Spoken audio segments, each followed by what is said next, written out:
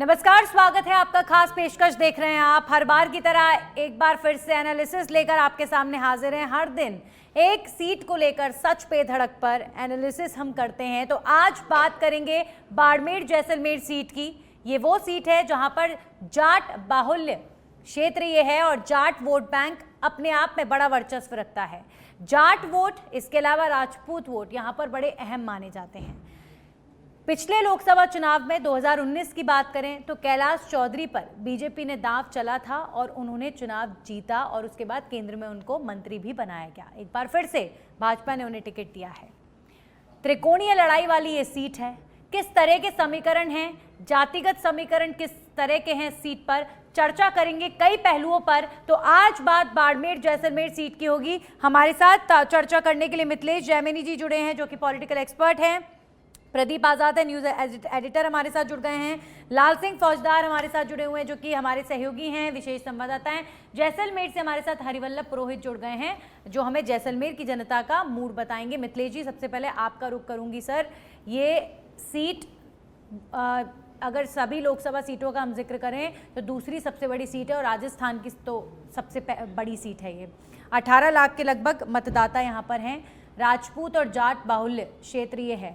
क्या लगता है आपको, कितनी कांटेदार टक्कर इस सीट पर रहेगी? देखिए, निश्चित रूप से जो राजस्थान का सरहदी इलाका है, वहाँ जो रेत है वो इन दिनों सियासी ताप से बिल्कुल उबल रही है और उस ताप को बढ़ाने का काम किया है एक 26 साल के नौजवान रविंदर सिंह भाटी ने, जिन्होंने जोधपुर विश्वविद्यालय से अपना सियासी करियर शुरू किया। वो छात्र संघ अध्यक्ष बने और 4-5 महीने पहले हुए विधानसभा चुनाव में सिव विधानसभा क्षेत्र से उन्होंने जीत का एक इतिहास रचा और उसके बाद जिस अंदाज में उन्हें बीजेपी ने मनाने की कोशिश की और वो बीजेपी से मान भी गए, लेकिन फिर अचानक वो उठे और जिस कदर नामांकन रैली में उनकी भीड़ आई, उसके बाद ये लगा कि ये जो चुनावी दंगल है जिसमें कांग्रेस ने आरएलपी से लाकर उमेदाराम बेनीवाल को प्रत्याशी बनाया और हरीश चौधरी को लगा कि शायद इस सियासी ताप को मैं कम कर दूंगा और कैलाश चौधरी को इस बार पटकनी दे देंगे, क्योंकि पिछली बार कैलाश चौधरी को जिताने में और टिकट दिलाने में किसी का अहम योगदान रहा तो वो थे नागौर के सांसद हनुमान बेनीवाल। क्योंकि आपको याद होगा, इसी बाड़मेर और जैसलमेर की धरा पर हनुमान बेनीवाल ने भी जैसे रविंदर सिंह भाटी ने रैली की वैसी हुंकार रैली भरी थी और देश के तमाम मीडिया ने। लेकिन जो एक निर्दलीय उम्मीदवार होता है उसका ऑप्टिमिज्म पहुंचने के बाद उसको मेंटेन करना बड़ा मुश्किल होता है सियासत में। और जहां तक कहा जा रहा है कि जाट बहुल सीट है, राजपूत बहुल सीट है, वहां पर माइनॉरिटी के भी काफी वोट है और एससी कम्युनिटी के भी बहुत ज्यादा वोट है। तो सबसे इंपॉर्टेंट चीज होगी कि भाजपा का जो हार्ड कोर वोटर माना जाता है, जिसके लिए जोधपुर से सांसद रही चंद्रेश कुमारी ने एक बार कहा था कि जब मैं कांग्रेस से चुनाव लड़ी तो जोधपुर के कई ठिकानेदारों ने, राजपूतों ने जब मुझे कांग्रेस को वोट दिया तो अपना हाथ गंगा जल से धोया था। तो इस कदर का डेडिकेशन रखने वाला राजपूत समाज जिसने भाजपा का खड़ा किया, क्या वो रविंदर सिंह भाटी के साथ चला जाएगा? क्योंकि आज जिस तरीके से जयपुर में राजपूत समाज को साधने के लिए दिया कुमारी समेत तमाम सामूहिक विवाह सम्मेलन में मुख्यमंत्री भजनलाल शर्मा और तमाम नेता गए, तो उसका भी एक इम्पोर्टेंट फैक्टर है कि कैलाश चौधरी बनाम उमेदाराम। लेकिन एक और फैक्टर जो चल रहा है कि राजस्थान में 25 लोकसभा सीट है, 6 सीटें रिजर्व है, 19 में से 9 पर जाट लड़ रहे हैं। तो क्या जाटों की आबादी इतनी है? ये जो रविंदर सिंह भाटी के पीछे जो भीड़ खड़ी हुई है उसमें एक बड़ा फैक्टर ये है कि क्या इतने वोट हैं। राजस्थान में सबसे ज्यादा जाट बहुल सीट हरियाणा मानी जाती है, वहां 2 सीटों पर जाटों को टिकट मिला और राजस्थान में 9 सीटों पर जाटों को टिकट मिला। तो ये एक इंपॉर्टेंट है। और उसके बाद जिस तरीके से राहुल कसवा ने तड़का लगाया काका को लेके और गोविंद सिंह डोटासरा ने विधानसभा में मोरिया बुलाने को लेकर पटकथा लिखी, तो जो नाथुराम मिर्जा और भैरव सिंह शेखावत ने जाट राजपूत एकता करने के लिए जो काम किया था, उसका इस समय पटाक्षेप होता नजर आ रहा है। और कहीं न कहीं अगर राजपूत वोट थोड़ा भी स्विफ्ट होता तो बीजेपी को लॉस होगा, लेकिन मुझे लगता नहीं है कि ठीक है। जिस तरीके से इ- माइनॉरिटी इस के लिए सीट कांग्रेस को इस सीट कहा के जाता है, समीकरण वैसे की ही अगर हम राजपूतों बात के लिए करें, इस सीट बीजेपी के को कहा समीकरण की जाता हम बात करें, बाड़मेर जैसलमेर की, लाल सिंह जी, ये त्रिकोणीय मुकाबला जरूर है, लेकिन जिस तरीके से रविंदर सिंह भाटी का जिक्र देखिए आप, मिथिलेश जी भी इतने एक्सपीरियंस्ड एक्सपर्ट हैं और उन्होंने भी अपनी बात 2 लाइन में संक्षेप में सभी के लिए कही, लेकिन रविंद्र सिंह भाटी का सबसे ज्यादा जिक्र किया। तो सबसे ज्यादा जिक्र इसी कैंडिडेट का हो रहा है। क्या लगता है आपको, जीतने की संभावनाएं ज्यादा हैं निर्दलीय प्रत्याशी रविंद्र सिंह भाटी की, या फिर किसी प्रत्याशी को चोट पहुंचाने के लिए यहाँ पर नजर आ रहे हैं वो? देखिए नंदी, बिल्कुल मिथिलेश जी की बात से मैं इत्तेफाक रखता हूँ, क्योंकि मुकाबला तो दोनों के बीच ही है, लेकिन रविंदर सिंह भाटी किसको नुकसान पहुँचाते हैं उस पर काफ़ी हद तक इस सीट का परिणाम निर्भर हो सकता है। क्योंकि जैसा कि वो बता रहे थे कि लगातार रविंदर सिंह भाटी के नामांकन के दौरान उमड़ी भीड़, क्या राजपूत वोट बैंक जो बीजेपी का कोर वोट बैंक रहा है वो क्या रविंदर सिंह भाटी के खेमे में चला जाएगा? क्या उम्मीदवार राम को जो कांग्रेस लाई है, चुनाव में मैदान में उतारा है आरएलपी गठबंधन से, क्या जाट उसके लिए लामबंद हो पाएगा?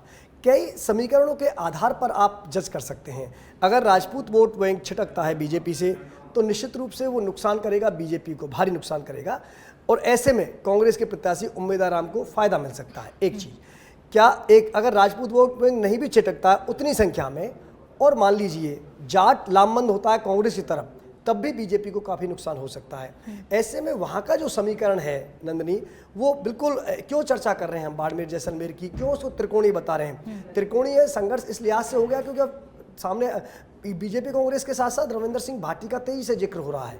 अब आप देखिए, क्योंकि वहाँ अगर सियासी जातीय समीकरणों की बात करें, क्योंकि जाट को तोड़ने की कोशिश उम्मीदवार हम जबरदस्त तरीके से कर रहे हैं, लगातार नारा दे रहे हैं, लेकिन वहीं कोई कैलाश चौधरी खुद भी जाट हैं।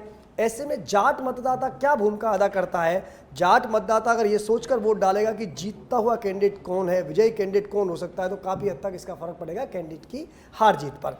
रविंदर सिंह भाटी राजपूत को कितना तोड़ पाते हैं नंदनी, मैं इस बात से पूरा इत्तेफाक रखता हूँ, लेकिन क्या वाकई तोड़ पाएंगे, या फिर सरहदी इलाका है, राष्ट्रवाद का वहाँ असर होता है, सनातन की बातें हुई हैं, और हाल ही में मानवेंद्र सिंह जसोल का भाजपा को ज्वाइन करना, ये भी कहीं ना कहीं संकेत इस बात के दे रहा है कि शायद ऐसा नहीं है कि राजपूत टूट रहा हो या ठीक है जाएगा, लेकिन बीजेपी से इतना छिटक रहा हो ऐसा कम ही नजर आ रहा है। लेकिन दरअसल लाल सिंह जी, मानवेंद्र सिंह जसोल का कद तो हम सब जानते हैं कि उनके बीजेपी में शामिल, वापस से घर वापसी उनके लिए कही जा रही है कि ऐसे इस तरह के वक्तव्य यूज होते हैं, तो उसका फायदा तो बीजेपी को होगा, जाहिर तौर पर होगा। ऐसा नहीं है कि वो अगर अपने समाज से अपील करेंगे तो उसका फायदा।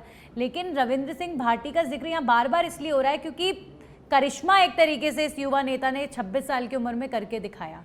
एक शिक्षक का बेटा, और टिकट जब कहीं से नहीं मिला उसके बाद खुद अपने दम पर निर्दलीय लड़कर और जीतना विधानसभा चुनाव, और उसके बाद लोकसभा चुनाव लड़ने की हिम्मत रखना, और आप उनकी रैलियों में आप देखिए हैरान हो रहे हैं लोग उस भीड़ को देखकर। खैर, अब देखते हैं क्या करिश्मा रविंद्र सिंह भाटी इस लोकसभा चुनाव में कर पाते हैं।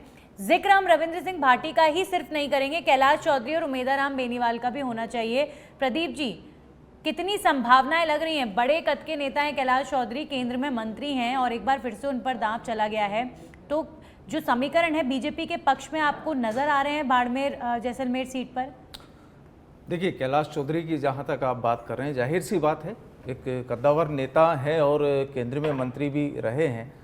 बार बार जो जिक्र यहाँ पर हो रहा है रविंद्र सिंह भाटी का, जिस तरीके से यूनिवर्सिटी लीडर से लेकर विधायक और विधायक से अब लोकसभा सांसद की लड़ाई, जाहिर सी बात है यूथ लीडर हैं, अब बता रहे हैं कि 26 साल के युवा नेता हैं, तो जो एक माहौल जो बना है, रैलियों की जो तादाद, रैलियों में जो भीड़, वो कहीं ना कहीं, हालांकि हर बार ये भी नहीं कहा जा सकता, माना भी नहीं जा सकता कि भीड़ वोटर के रूप में तब्दील हो, ऐसा भी नहीं होता। कई बार देखने में आता है कि भीड़ खूब होती है लेकिन वोटर्स कम होते हैं। लेकिन यहाँ बाड़मेर जैसलमेर की जब हम बात करते हैं, और जिस तरीके से रविंद्र सिंह भाटी ने बीच में जो तार ठोकी है कांग्रेस और भाजपा के बीच में, जाहिर सी बात है वो डिस्टर्बेंस तो जरूर करेगी।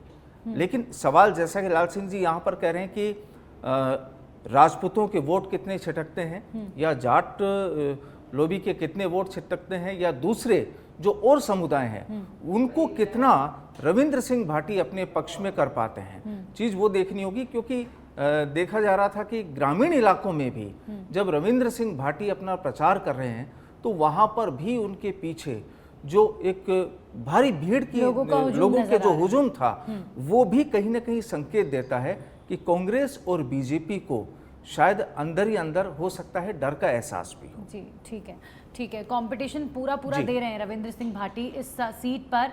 और ये धरातल पर क्या नज़र आ रहा है वो हम हरिवल्लभ से जान लेते हैं जैसलमेर को लेकर। जैसलमेर में किस तरह की हवा है हरिवल्लभ, क्या नज़र आ रहा है? क्योंकि देखिए भीड़ से एक आकलन ज़रूरी नहीं है कि किसी लीडर के जनसभाओं में रैलियों में बहुत भीड़ हो तो उनका जीतना बिल्कुल 100% तय हो जाता है, ऐसा हर बार नहीं होता। लेकिन हाँ फिर भी एक हवा का रुख समझ आ जाता है। तो आपको यहाँ पर प्रचार प्रसार के शोर में किसका दम नज़र आया ज़्यादा? आपको बता दूं कि जैसलमेर में जी बूंदाबांदी के बाद तापमान में काफी गिरावट देखने को मिल रही, लेकिन राजनीतिक पारा है वो दिन ब दिन। जैसलमेर विधानसभा थी तो जैसलमेर विधानसभा है जो सामान्य वर्ग की है और यहाँ पर ज्यादातर वोट हैं वो राजपूत समुदाय से हैं। जो जैसलमेर में जो फिलहाल जो हवा है वो रविंद्र सिंह के भाटी के पक्ष में चल रही है। लेकिन बात करें धरातल पर जो है भारतीय जनता पार्टी के जो मूल वोटर हैं, जो निरंतर जो है परंपरागत जो वोटर रहे हैं वो राजपूत और ओबीसी रहे हैं। ग्रामीणों में जैसलमेर विधानसभा में जो है राजपूत बहुतायत में है और जैसलमेर सिटी के अंदर जो है वो ओबीसी वर्ग के जो है जो मूल वोटर ज्यादा है। जो परंपरा, अब बात यह है कि जैसलमेर विधानसभा के जो रविंद्र सिंह भाटी है वो खुद राजपूत समुदाय से आते हैं, राजपूत समुदाय से बिलोंग करते हैं। मेन है वो है जो ज्यादातर है जो राजपूत समुदाय के लोग उनके पक्ष में है और फिलहाल उनके पक्ष में ही हवा चल रही है। बाकी युवा वर्ग है वो काफी रविंद्र सिंह से कनेक्ट कर पा रहे हैं और उसके पक्ष में ही वो प्रचार प्रसार जो है वो माहौल दिखाई दे रहा है। ठीक है, अब ज़रा मैं रविंद्र सिंह भाटी से हम थोड़ा सा आगे बढ़कर उमेदा राम बेनीवाल जी की तरफ आ जाते हैं। मिथिलेश जी, क्या लगता है आपको, अब आरएलपी के एक नेता जो लगातार आरएलपी की टिकट पर चुनाव लड़े और हारे, आपको क्या कैलकुलेशन कांग्रेस पार्टी की सर नज़र आ रही है? किस तरह की कैलकुलेशन रही होगी कि उमेदा राम बेनीवाल को कांग्रेस पार्टी ने चुना? देखिए, उमेदा राम बेनीवाल को चुनने के पीछे सबसे बड़ा कारण है हरीश चौधरी के निजी फायदे। हरीश चौधरी को पता था कि इस बार भी बमुश्किल जीत पाए हैं और कहीं न कहीं ये दिल्ली पुलिस का कांस्टेबल जिसे हनुमान बेनीवाल ने सियासत का ककहरा सिखाकर इस मुकाम पर पहुंचाया, उनको ले जाना। और आप देखिए उनके नामांकन में जिस तरीके से डोटासरा ने एक डांस किया जिसको लेकर रविंद्र सिंह भाटी ने कहा कि इस उम्र में कमर में दर्द हो जाएगा, और जो अजरव जो वहां के पवित्र चीजें उसको घुमाया उस पर भी उन्होंने टिप्पणी की। तो ये तमाम चीजें बताती है कि कहीं न कहीं उमेदा राम बेनीवाल भारी पड़ते नजर आ रहे हैं। हेमाराम चौधरी जो निष्पक्ष और बेबाकी से बोलते हैं, उन्होंने हालांकि माना कि रविंद्र सिंह भाटी का जलवा है, लेकिन जो सबसे इम्पोर्टेंट चीज है कि जो बीजेपी का एक आरएसएस जो विंग है और उसमें जो जाटों में आजकल जाट केवल किसान कौम नहीं रह गई है, जाट बहुत एलीट क्लास जाट है, जो नौकरी पेशा जाट है, उसके तबके में दिल में ये बात आ चुकी है कि हमें राज के साथ रहना है। और उन्हें अच्छी तरह पता है कि राजस्थान में भी राज बीजेपी का है और दिल्ली में भी राज लगभग तय है कि मोदी का बनने जा रहा है। और जिस तरीके से आज रामनवमी पर जो राम मंदिर में जो सूर्य किरणकार ये तमाम चीजें हुई है, वो एक कहीं न कहीं जो कैलाश चौधरी के लिए खुद प्रधानमंत्री का वहां आना और उसके बाद अचानक जो जाटों में एलीट क्लास जाट है जिसके पास नौकरी है, जो खेत और पशुपालन से दूर रहकर राज में जिनका पाया है, वो पूरी तरह एक्टिव हो चुके हैं और वो समझा रहे हैं लोगों को गांव-गांव में कि भैया राज में रहना है। और कैलाश चौधरी पहले मंत्री बने हैं तो माहौल वो भी कन्वर्ट हो रहा है। ऐसे में अगर जाट मोर देन 50% कन्वर्ट हो जाते हैं कैलाश चौधरी, क्योंकि जाट बहुत पॉलिटिकली मैं कहूँगा राजस्थान में सबसे अवेयर और विजिडम कहो तो एक अलर्ट कौम है, और उन्हें जब लग जाएगा किसी भी जीत की महक आ गई तो फिर वोट कैलाश चौधरी की तरफ जाने से रोकना बड़ा मतलब मुश्किल ये होगा। जो एक राग अलापा जा रहा है कि भाई जाट वोट बैंक जो है वो भाजपा से नाराज है, जाट वोट बैंक भाजपा से नाराज है, ये बहुत ज्यादा ये बोला जाता रहा है इन देखिए, चुनावों जाटों में। में तो वो ये भी एहसास है कि 100% 1999 में अटल बिहारी वाजपेयी ने उनको आरक्षण दिया था। जी जाटों में जो पढ़े लिखे जाट और जाट तो IAS बन रहे हैं, जाट बहुत आगे चले गए। अभी जाटों में दो वर्ग हैं। एक वर्ग है जो धारा के खिलाफ लड़ना चाहता है, एक वर्ग वो है जो राज में पाया लेके सुख भोगना चाहता है। तो दिमागदार जो जाट हैं, जो राज में नियुक्त हैं, वो अब माहौल को चेंज कर रहे हैं, चाहे नागौर में हो, चाहे मतलब पूरी वहां हो, सूझबूझ क्योंकि के साथ जाटों में सोच समझ एक कर बात- वोट डालते हैं। ऐसा नहीं है कि बस कौम को किसी ने नहीं, लीडर ने निर्देश दिया और एक तरफा, ऐसा नहीं होगा। ठीक है, बहुत विजिलेंट लाल कौम सिंह है जी, और ये कौम सबसे शानी कौम मानता हूँ मैं राजनीति ठीक में है। या बिजनेस में, जहां ये चले अच्छी जाते बात है, हर हैं वोटर को राज ही सोच करते हैं। समझकर वोट देना चाहिए और सारे समीकरण बहुत। और हमारे लिए अच्छा नेता कौन है बहुत उन्हें चुनना स्मार्ट चाहिए। कौम है और इसका डिसीजन बहुत स्मार्ट होता है। ठीक है सर, अच्छी बात है। लाल सिंह जी, कैलाश चौधरी जी वो नेता हैं जो 2019 में जब चुनाव जीते तो एक तरीके से बड़ा सरप्राइजिंग था और उसके बाद मंत्री भी बने। तो जब किसी नेता का सर टिकट रिपीट होता है तो वहाँ की जनता ये आकलन ज़रूर लगाती है कि इन्होंने हमारे क्षेत्र के लिए, अपनी कॉन्स्टिट्यूएंसी के लिए क्या किया, तो इस पर भी तो आकलन होगा। देखिए, बिल्कुल जब प्रत्याशी का टिकट रिपीट होता है तो ये बातें होती हैं, क्योंकि लगातार जनता के संपर्क में रहते हैं। कुछ नाराज़गी भी होती है क्योंकि लगातार वो सभी अपेक्षाओं पर खरा नहीं उतर पाते। लेकिन क्या होता है नंदिनी, ये लोकसभा का चुनाव है और ये चुनाव पूरी तरह से राष्ट्रीय मुद्दों पर अधिक फोकस करता है। अब आप देखिए, रविंद्र सिंह भाटी चुनाव लड़ रहे हैं, लेकिन आपने देखा उन्होंने एक शब्द पीएम मोदी के खिलाफ नहीं बोला, वो एक शब्द बीजेपी के खिलाफ नहीं बोल रहे हैं। आप उनकी रणनीति समझिए, क्योंकि वो अच्छी तरह जानते हैं कि मोदी पर हमला करते ही उनका जो ग्राफ है वो तेजी से नीचे गिर जाएगा।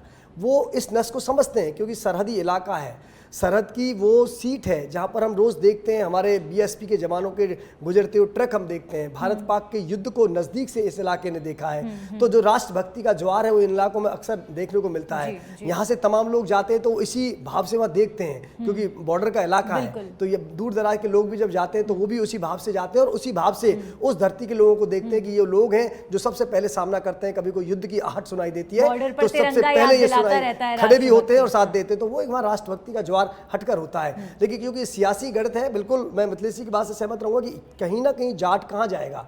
मैंने पहले भी ये बात कही थी आपको नंदिनी कि अगर उनको लगा कि कैलाश चौधरी भारी हो रहे हैं तो उम्मीदवार का जो माहौल अब बनता हुआ दिख रहा है, या जो जैसे उनको टिकट अनाउंस हुई थी और आरएलपी का गठबंधन तमाम चीज़ें हुई, लगा भाई जाट नाराज है बीजेपी से तो जाट इधर जा सकता है। मैं कह रहा हूँ नहीं, ऐसा नहीं है।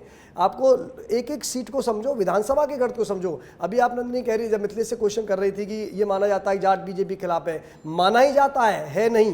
अच्छा, 2019 चुनाव को मुझे मथुरा की बात है, मथुरा में मेरी टीम कवरेज करने गई तो वह 5 की 5 सीटों पर यह माना जाता है किसान आंदोलन हुआ है, जाट बिल्कुल नाराज है, पता नहीं क्या क्या बातें उसको हो रही थी। 5 की 5 सीटें मथुरा में बीजेपी जीती। क्या ऐसा संभव था? जाट अगर एंटी वोट जाट डालता तो नहीं होता। और आप देखिए वहां जिस मतदान केंद्र पर बातें हुई वहां कम से कम अधिकतर मैंने जाट लोगों से ही बात की जो वोट डाल के आ रहे हैं, तो खुल के कह रहे हैं तो मोदी के साथ है, सब बातें ही हो रही हैं, हम तो राष्ट्रवाद के साथ हैं।